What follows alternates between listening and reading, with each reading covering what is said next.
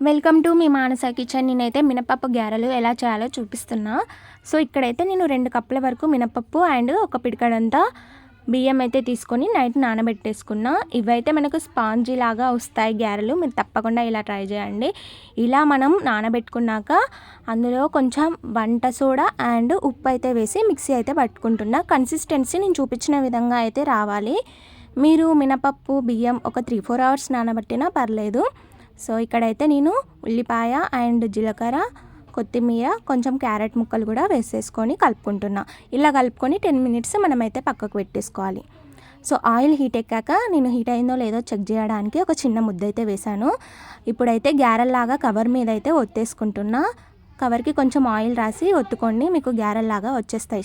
ఏ shape కావాలంటే ఆ shape వచ్చేస్తాయి. సో నేనైతే గారెల్లాగా ఒత్తేసుకొని ఆయిల్ అయితే వేసేసుకున్నా. ఇలా ఒక సైడ్ బ్రౌన్ కలర్లోకి వచ్చాక మనం ఇంకొక సైడ్ అయితే టర్న్ చేసుకోవాలి.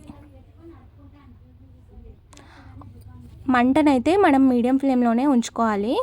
చూసారా, మనకి గోల్డెన్ కలర్లోకి వచ్చేసాయి. ఇలానే మిగతా గారెలన్నీ మనమైతే చేసేసుకోవాలి. ఈ వీడియో నచ్చినట్టయితే నాకైతే సబ్స్క్రైబ్ చేసుకోండి నా ఛానల్కి. అలాగే వీడియోకి లైక్ కొట్టండి. అండ్ మీకు రెసిపీస్ ఏమైనా కావాలంటే కామెంట్ చేయండి. చూసారా, మనకైతే గారెలు అయితే అయిపోయాయి. బాయ్.